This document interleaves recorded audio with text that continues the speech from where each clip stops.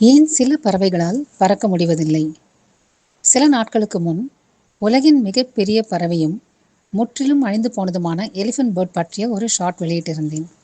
அதில் பார்வையாளர் ஒருவர் அந்த பறவையால் ஏன் பறக்க முடியாது என்று கமெண்ட் போட்டிருந்தார்.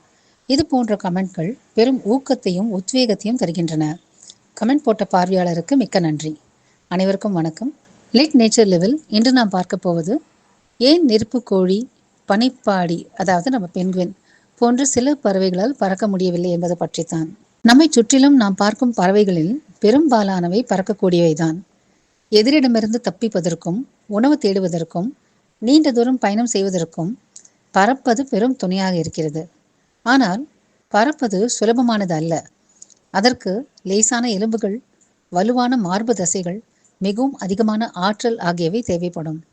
சில பறவைகளுக்கு பறப்பது தேவையற்றதாகிவிட்டது.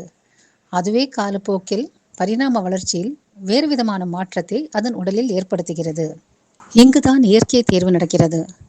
தாங்கள் இருக்கும் சூழலுக்கு ஏற்ப தங்கள் பண்புகளை மாற்றிக்கொள்ளும் உயிரினங்கள் மற்றவற்றை விட உயிர் பிழைத்திருக்கவும், மறு உற்பத்தி செய்யவும், தங்களுடைய மாறிய அம்சங்களை தங்கள் குஞ்சுகளுக்கு கையளிக்கவும் வாய்ப்பு மிக மிக அதிகம். அவ்வாறு மாறும் குணாம்சங்கள் தலைமுறை தலைமுறையாக தொடர்ந்து அந்த இனத்தின் தன்மையை மாற்றிவிடுகிறது. இதுதான் டார்வின் அவர்கள் முன்வைத்த நேச்சுரல் செலெக்ஷன், அதாவது இயற்கை தேர்வு. ஆக ஒட்டுமொத்தமாக பறவைகள் திடீரென்று பறப்பதை நிறுத்துவதில்லை.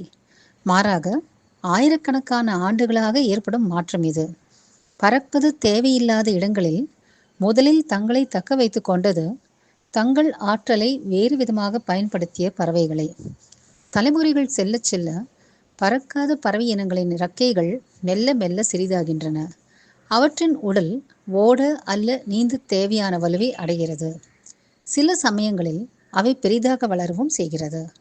காலப்போக்கில் மொத்த இனமுமே பறக்கக்கூடிய திறனை இழந்து விடுகிறது. எத்தகைய சூழலில் சில பறவைகள் பறப்பதை நிறுத்தின? தங்களுக்கு எதிரிகள் இல்லாத தீவுகளை சென்றடையும் பறவைகளுக்கு அங்கு பாதுகாப்புக்காக பறக்க வேண்டிய தேவை இருப்பதில்லை. அதனால் அவை நிலத்திலேயே நடமாடத் தொடங்கி உடல் எடை கூடிவிடுகின்றன. அதற்கான சிறந்த உதாரணங்களாக மொரீஷியஸ் தீவை சேர்ந்த டோடோ பறவை, நியூசிலாந்தை சேர்ந்த மோவா மற்றும் மடகாஸ்கரை சேர்ந்த எலிஃபண்ட் பேர்ட் ஆகியவை.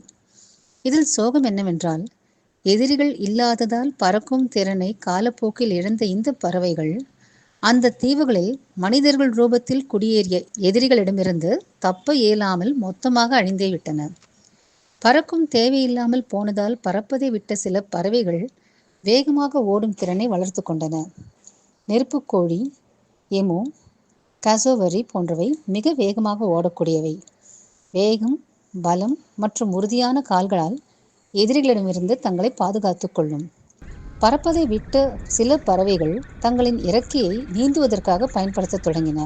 அதற்கான சிறந்த உதாரணம் பென்குயின் பறவை.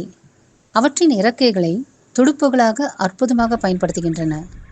இன்றும் உலகம் முழுவதிலும் சுமார் 60 வகை பறக்காத பறவைகள் இருக்கின்றன. கக்கப்பூ, நெருப்புக்கோழி, எமு உள்ளிட்ட பறவைகள் நிலங்களில் தடம் பதிக்க, பென்குயின் கடலை ஆட்சி செய்கிறது. வலுவான கால்கள் கொண்ட கிவி பறவையும் வேகமாக ஓடக்கூடியது.